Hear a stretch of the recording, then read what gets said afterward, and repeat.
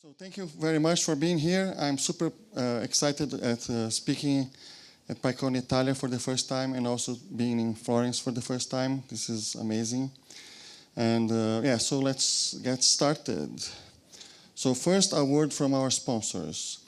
Because literally, the royalties for the book allowed me to make this travel.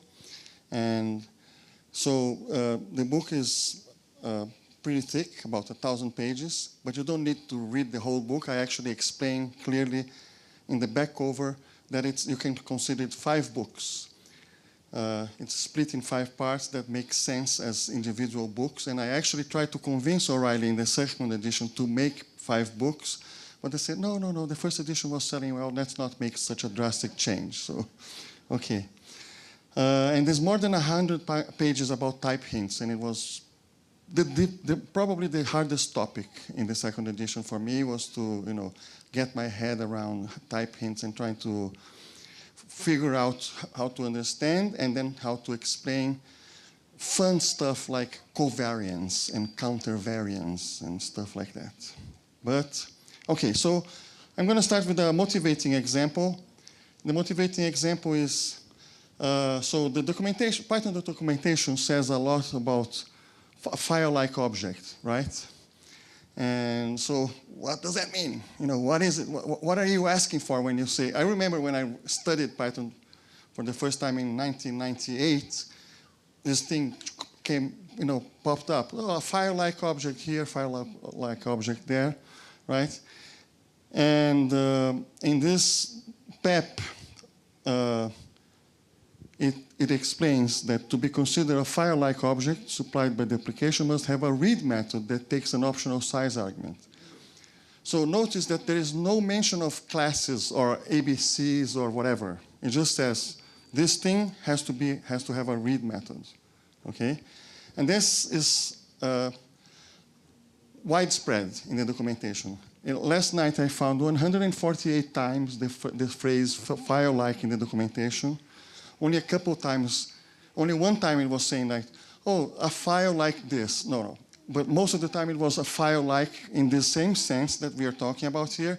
I also found 92 times this expression in comments in the Python or C source files, and 30 times across 21 different PEPs. So it's a widespread concept. That could not be expressed with type hints when they were released in Python 3.5. and not in Python 3.6, and not in Python 3.7. Finally, with Python 3.8, we got typing.Protocol, which is the first time that we were able to make static annotations that express this idea, this thing has to have this method. And I'm going to show more examples, but just briefly, this is the way to express it. The way to express it is you create a class derived from protocol, and then this class has some funny syntax in it because there's ellipses here and here that are actually part of the source code.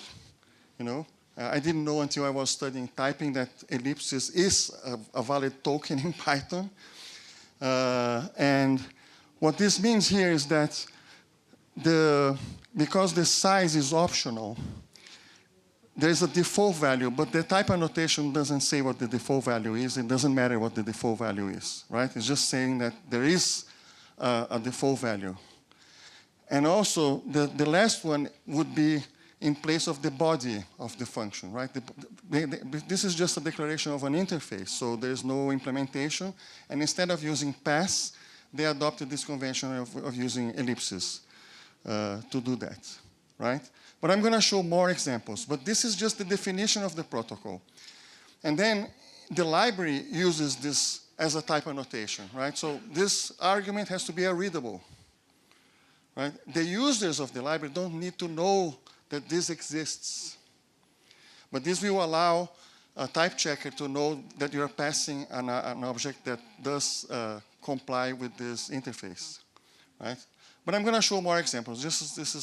I have other things that I want to talk about. So I'm going to talk about what is a type, the 4 modes of typing, a few examples of typing protocol, and a conclusion. So what is a type? Again, a quote. I'm using this for all the quotes. When you see this, this means somebody is speaking, and so, or somebody writing. Anyway, so we love math, right? Math is perfect, right? This is part of the selling point of crypto. Oh, crypto is protected by math, and math is perfect. Well, okay, no. Anyway, so this idea of types as being sets, so a set of values, like, oh, you have the real numbers, and you have the integers and the natural numbers. That's very appealing, right?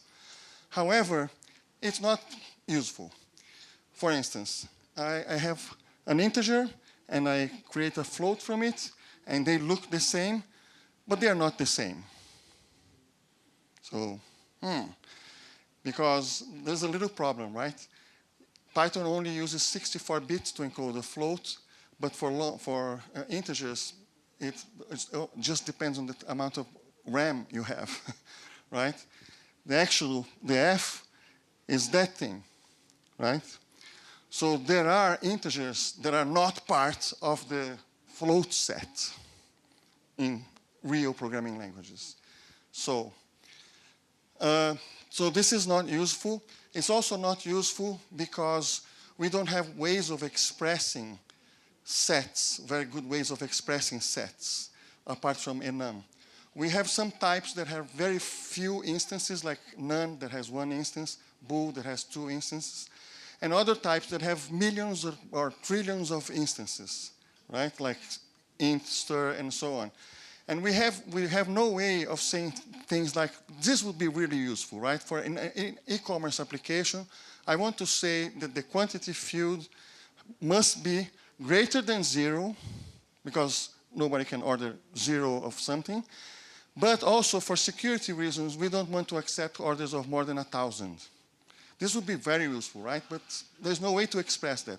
There's also no way to express that an airport code is a field consisting of 3 letters, right? So anyway, so it's better to think that int is a subtype of float because it implements the same interface and adds extra methods, right?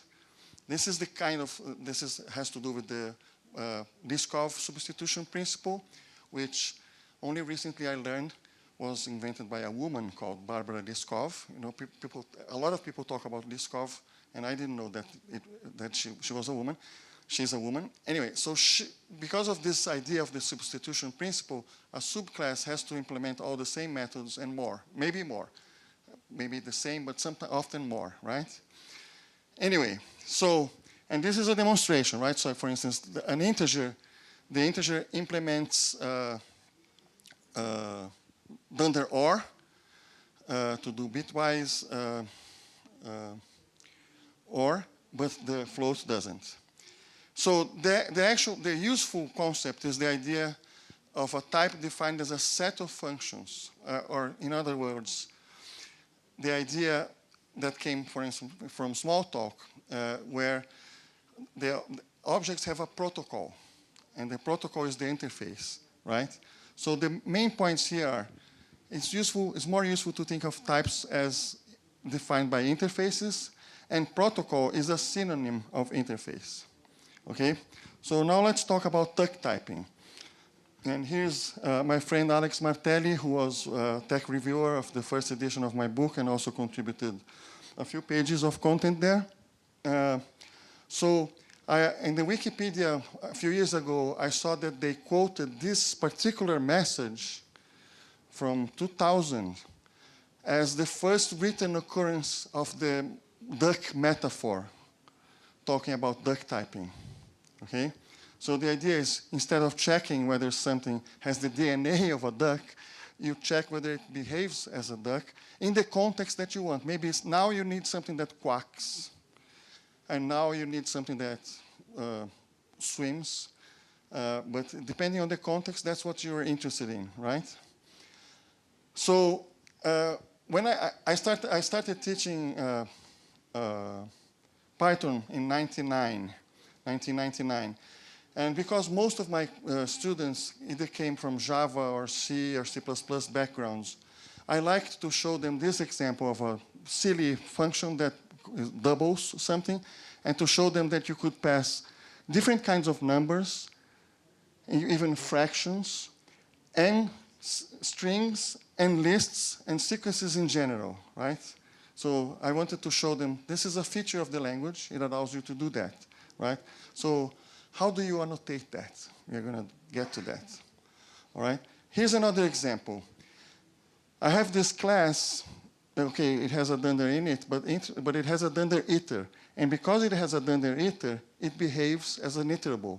I don't need to say anywhere that it is an iterable. Python will try to use it as an iterable in the context of a for loop, and it will work.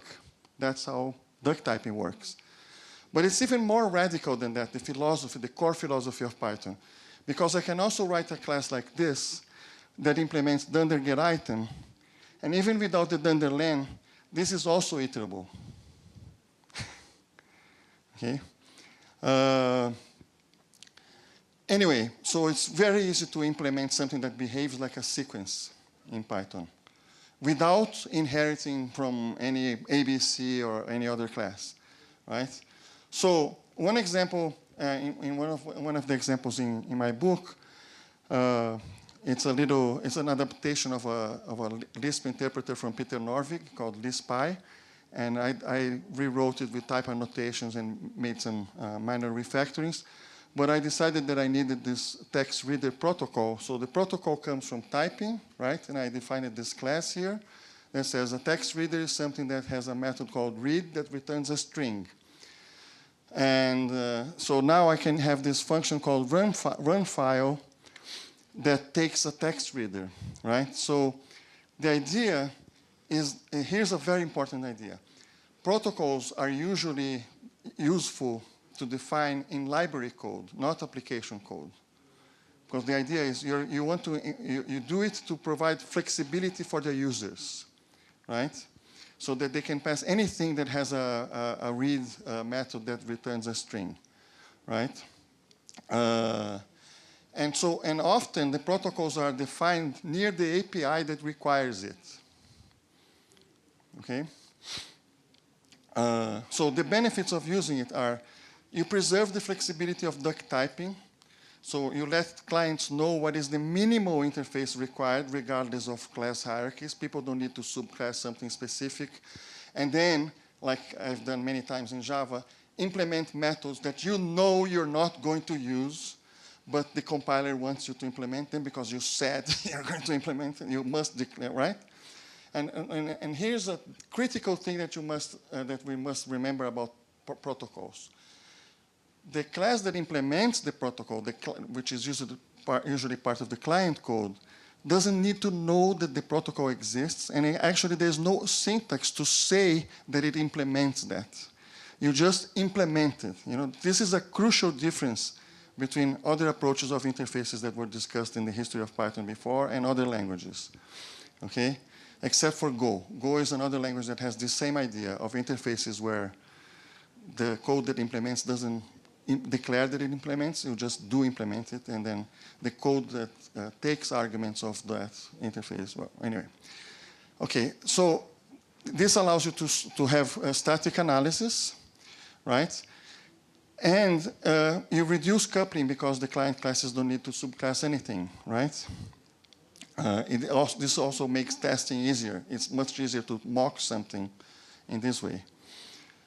So the 4 modes of typing, people usually talk about, oh, so there's static typing and dynamic typing, right?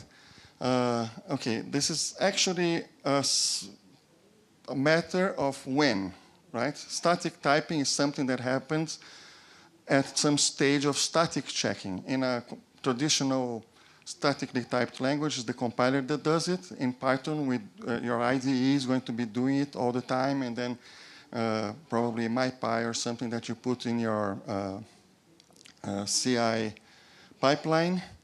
And dynamic typing is something that happens at runtime, right? When Python raises type errors or something like that, right?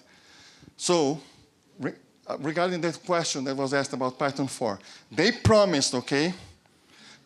They promised, they wrote it in PEP 484, the one that introduced type hints that Python will always be dynamically typed, okay? Let's see. They also promised that the parser would never change, but they just changed the parser. Anyway, so the situation is a little bit more complicated because not only is there's this dimension of when the type checking is happening, but also what are the semantics of the type checking, how the checking is done, right? And so there is this difference between nominal types and structural types. So with nominal typing, it has you have to declare. You say, I implement this, I subclass that, right? But with duck typing, you have structural types, which is the idea a type belongs to a class belongs to a type if it implements that interface without explicitly saying so, right? So these are like the polar opposites of what I call the Java style and the Python style, right? And now I'm going to do a provocation.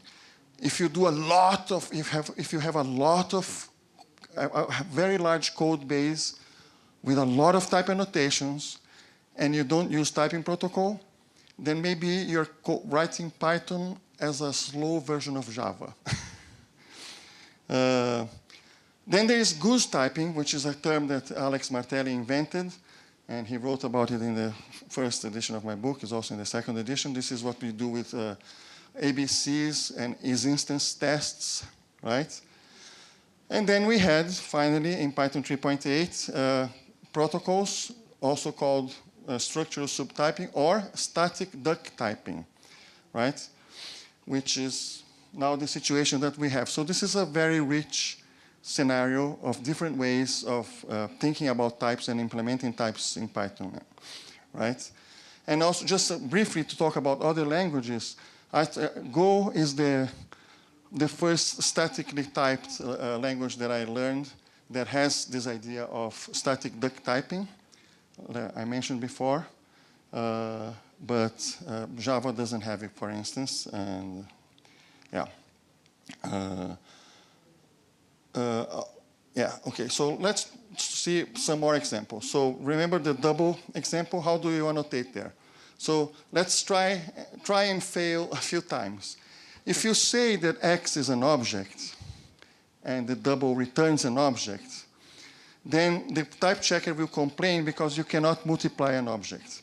The object doesn't implement dunder mul, right? The object doesn't have that, right? Okay, so that doesn't work.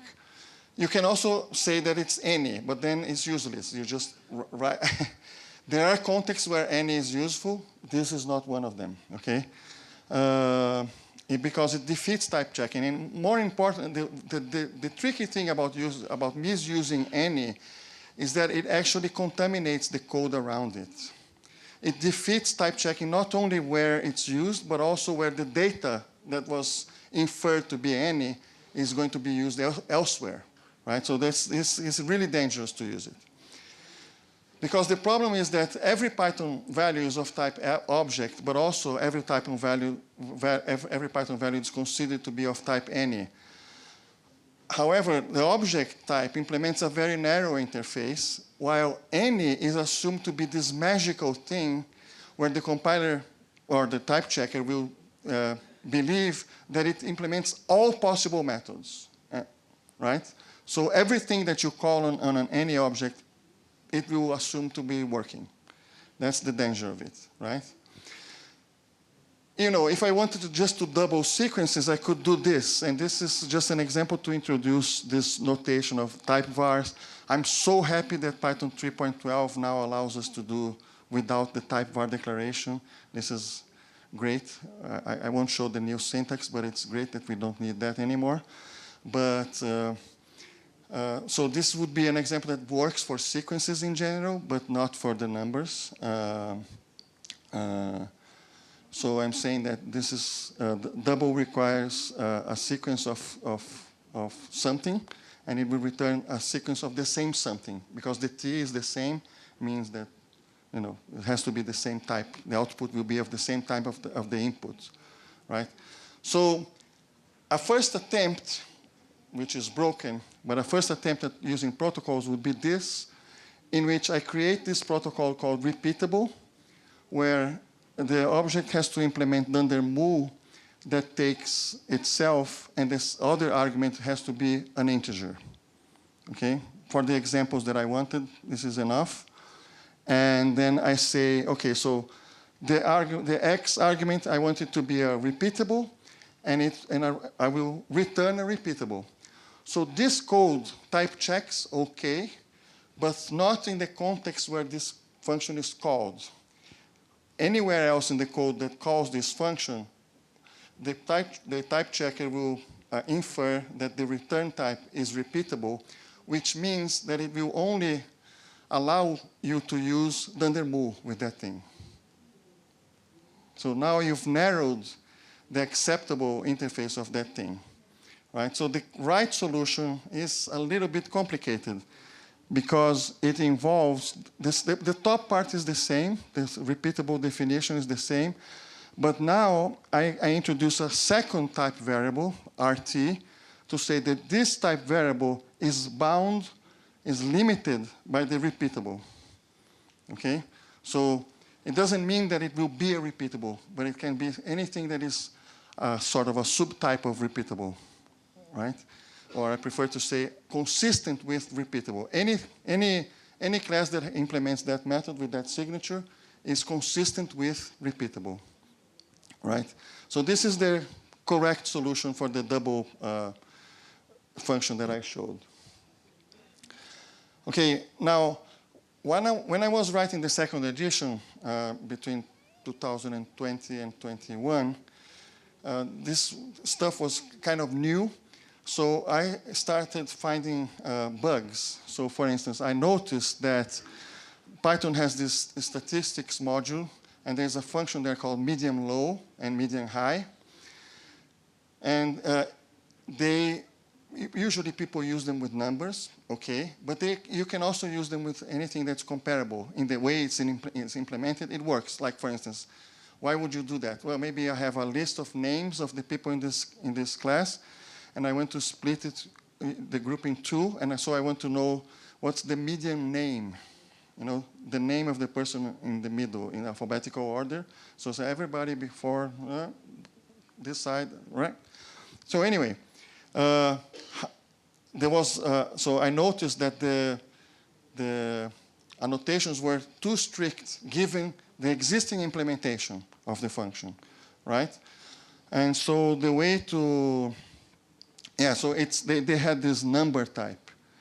And by the way, don't use the abc.number, okay? It doesn't work for reasons that I don't have time to explain. But the main one is easy. If you look at the abc.number class, it has no methods. So given that we just established that we need interfaces to make this work, that's a non-starter right there. Anyway, so the fix that I came up with was to create this protocol called sortable, which requires that the thing implements dunder LT, which is the less than comparison. And I did that by doing a quick test. If you pass a couple of objects to max, it will complain. Objects meaning instances of the object class. If you pass two of those to max, it will complain that it doesn't implement greater than or less than or something like that. When I tested, it was less than that it complained about. But just this morning, I tested and it said greater than. So maybe the implementation changed.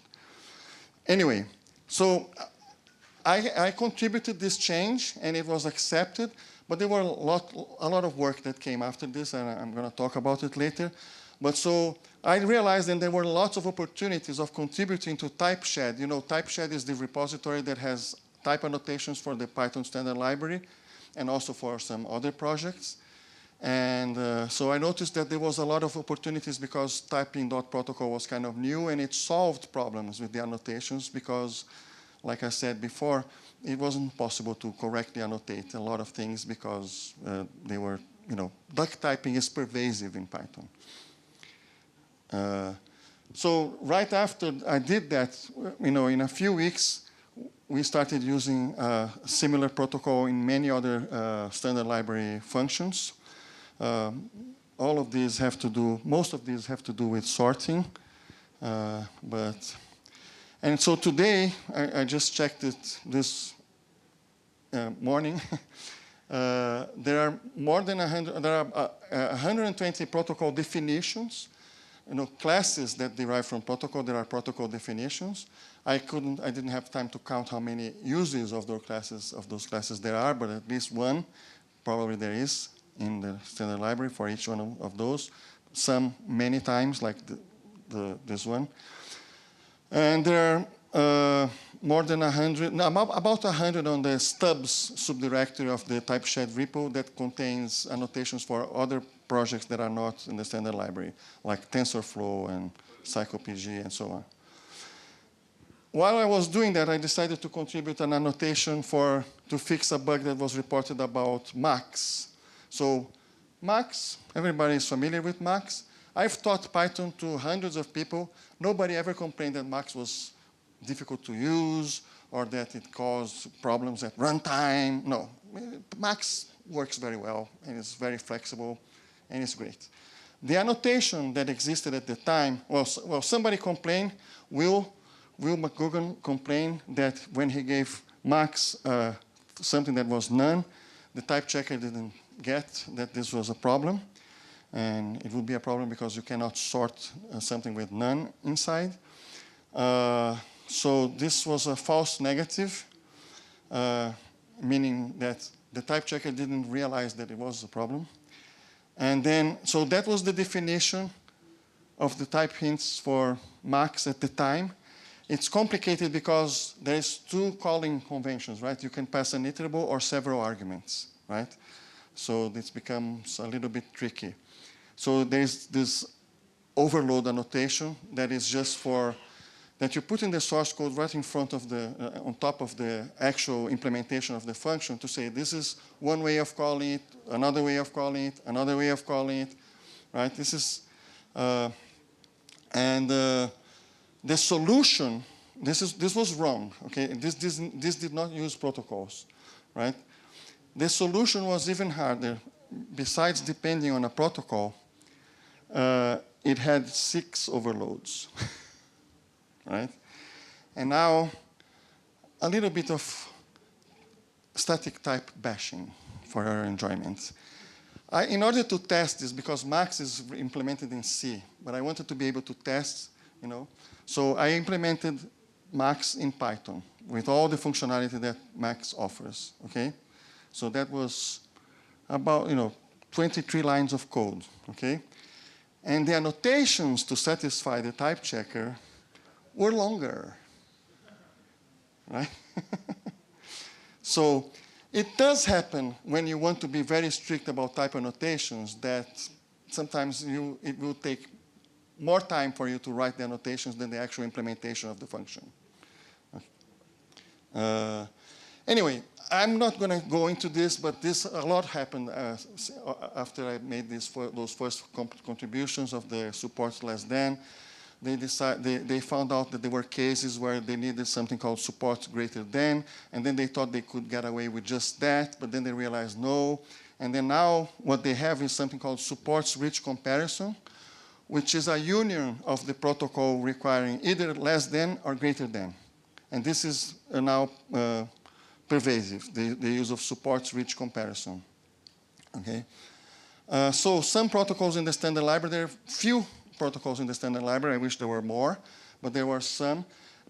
Most of these are intended to replace the use of the numbers ABC, right? When you want to check for different kinds of numbers, don't use the ABCs, use these. So basically, they are asking whether something that you're passing is able to be converted into the type that you need, okay?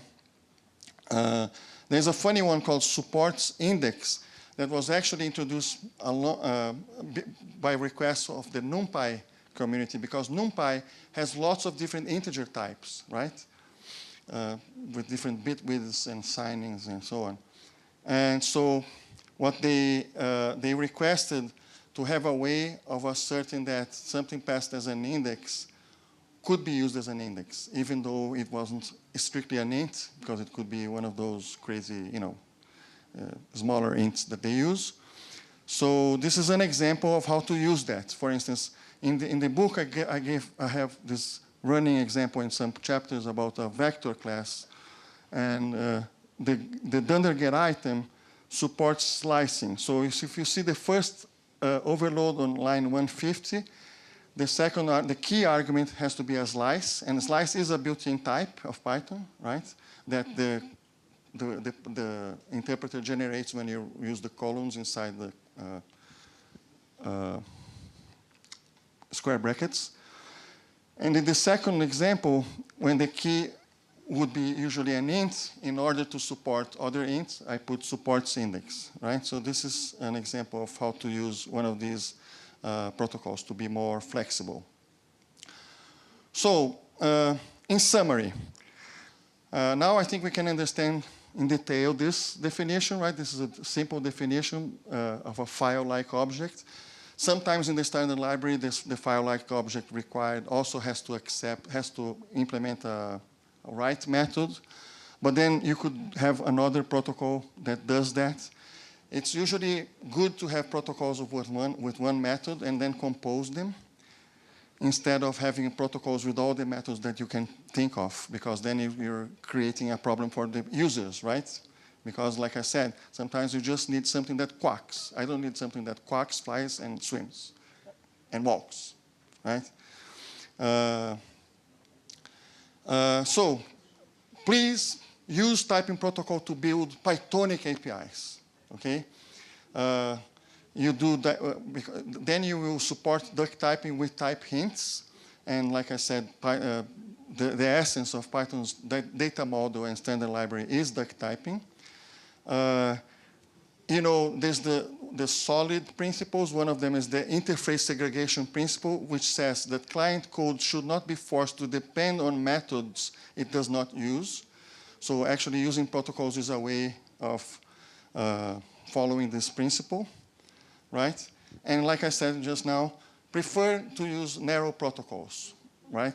And this is something that I learned from the Go community, because Go has been with this idea of static duck typing from version 1.0, and they've learned over time that it's better to have single method protocols usually. Sometimes 2 methods, rarely 5 methods. Then it becomes like a burden for people to implement the protocol, right? And it's very difficult, you know, can you imagine? You know, it's not so common that you take an argument and you make 5 different operations on the same argument in the body of a method, right? If you do that, probably it's a very long method that you should refactor anyway, right? To be shorter methods. Now, as bonus slides, I'm going to make a position statement on type hints, okay? So being optional is not a bug of Python type hints. It's a feature that gives us the power to cope with the inherent complexities, annoyances, flaws, and limitations of static types, okay? I have a quote in the book from, I think, Alan Kay, you know, one of the creators of Smalltalk, and he says, as a mathematician, I understand the allure of strong type systems, but I've never used one that wasn't painful, so I prefer dynamic type systems. Anyway, that's what he said. But anyway, here's another quote. I don't hesitate to use type ignore, and I thought your solution of automating the insertion of type ignore is a very great idea for handling with a large code base. So I don't hesitate to use type ignore to avoid the limitations of static type checkers when submission to the tool would make the code worse or needlessly complicated, right? So who said that? Me.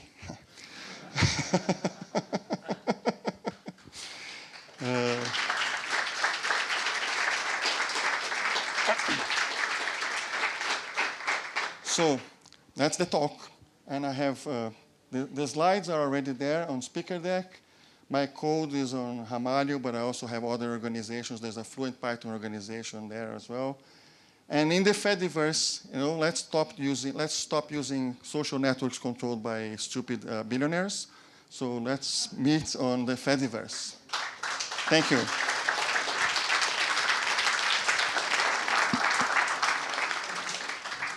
Okay, thank you very much. We have some questions. Okay. Don't you think the supports pattern is too much strict? So the one method protocol. The protocol is one method or max two. No, I don't think it's too strict. Like I said, it's something that they've learned in the Go community. You know, a lot of times in the context of, you know, it's good practice to write methods that are short, right? And in a short method, it's rare that you're going to do multiple operations with a single argument. Very often, you just need a single operation from that argument. So that's why it makes sense to use this idea of protocols that require only one method. Okay, why protocols are not massively used? That's a very good question. And maybe I think it's just a cultural thing, because people that come to Python and say, wow, this is wonderful, I just wish it was statically typed. So these kinds of people come from they come from languages where there's no notion of protocols, right? And maybe that happened, of course it didn't happen, I don't know the history, but anyway, it did happen that in Python it took 3 or 4 years from the initial release of static typing to support this idea. So I just think, so that's why I'm actually giving this talk, okay? I think more people need to be aware of this and think about the advantages of using this. Because there's one problem is there's a lot of prejudice about duck typing. Oh, duck typing. No, duck typing and dynamic typing, like I tried to explain in the diagram, are orthogonal things. You know, duck typing is a combination of two things: the idea of runtime type checking and the idea of structural typing. But you can also have structural typing enforced at compile time or type, statically, and that's a good thing. Okay, can you bind more than one protocol to one var in the definition? Yes, because you can define a union, right? It's super easy to write just one protocol. I don't know if you want to require more than one, then you would have to write a new protocol to do that. Yeah. Okay, we have a lot of questions. When should I choose ABC versus protocol? Interesting.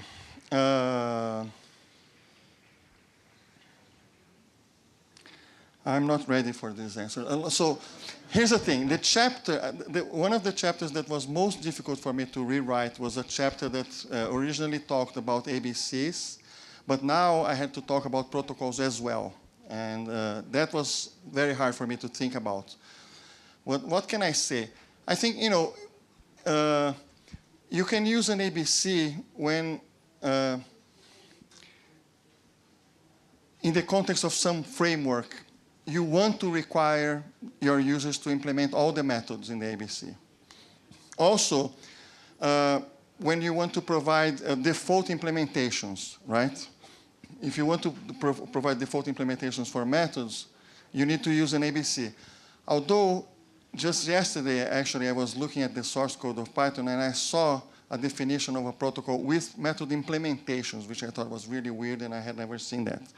So, but I think it's confusing to do that. I think you should, if you want to provide implementations for free, then ABCs are better for that. And a great way of learning how to implement ABCs is to look at the collections ABC, right? How they are defined and how they provide methods that leverage other methods.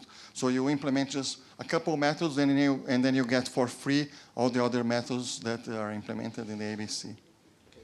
Very good question. When is any useful? So one example is, for instance, in this little Lisp interpreter. So the Lisp interpreter evaluates a string as Lisp code, and you don't know what's going to come out of it, right? It's Lisp code. So it's really not possible to to predict what's going to come out of the results. That's one example. And also with serialization, there are situations where there's nothing else to do. But I really like this idea of using type ignore in the cases where you can't annotate, because maybe it's not possible to do it today, but maybe in the future will be, as the type system becomes more expressive. And this comment in the code, it becomes sort of like a to-do thing, right? It's something that periodically you can check. So what are the type ignores that we still have in the code base, and can we do something about them? Okay. Your last example had an integer argument whose default value was ellipsis. Mm-hmm. How does this type check? So the idea is that in most protocols, when there is the default, you don't. The default is not important, you know, for the implementation. Maybe sometimes it is, and then you would use a type literal there, you know. Okay. Yeah. The correct example you showed before about protocol had a complex syntax. Yes. I find it difficult to read and write. Yes, it How is. could it be improved? And I want to add, you told about the new The new syntax? New syntax, Yeah. type var. Yeah, yes. So yeah, let's talk a little bit about that. So I'm not going to go into the most complicated example, but in this example here, so the new thing that the Python, well, let's start with the simpler example, and then we can get to that.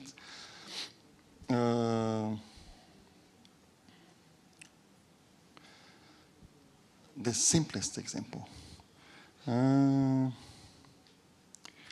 Okay. No, this is too simple. This is not even generic. Where is the example I want to show? No. It has to be the double one. Yeah. Oh yeah, I'm going to show just the double with sequence, because that's useful to show this. So the new syntax, which I really love, is that instead of having that type var thing is really a hack, right? Because the problem is the parser, you couldn't just start using this T thing here without defining it before, right? Because in Python, every symbol has to be defined. You either import it or you assign to it, you know? So how does this symbol exist? You know, if you write a compiler for Java, then when you introduce generics, you change the parser to do that. But they didn't want to change Python when they introduced type hints, right? So they came up with this idea, right? So you have to do this type var just to bring the T symbol into existence, so that now you can use the T symbol.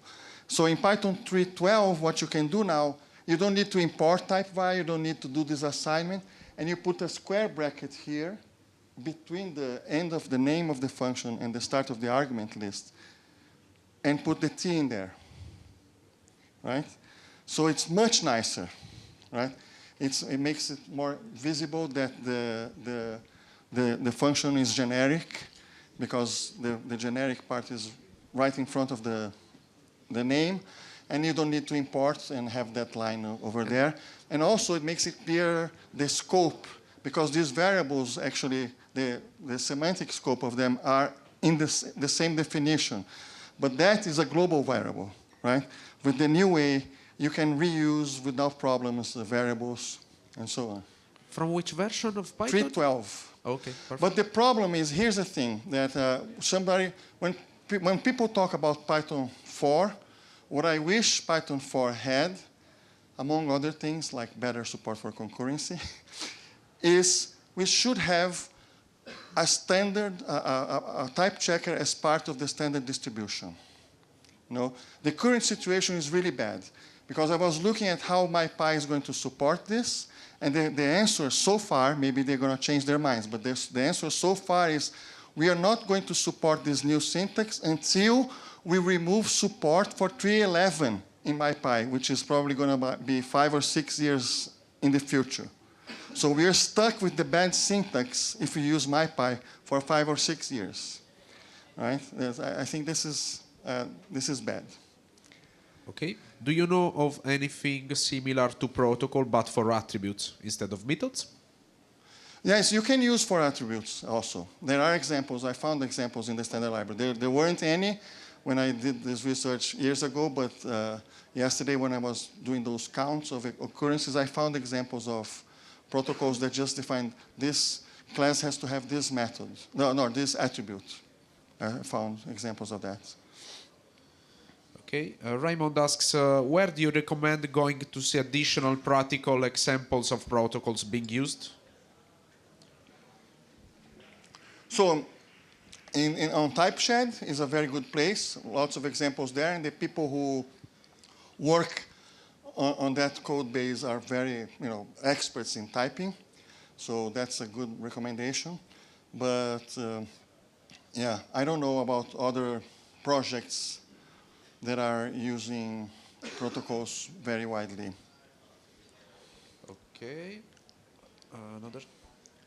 Just last one. Do you use some extra code for testing structured protocols?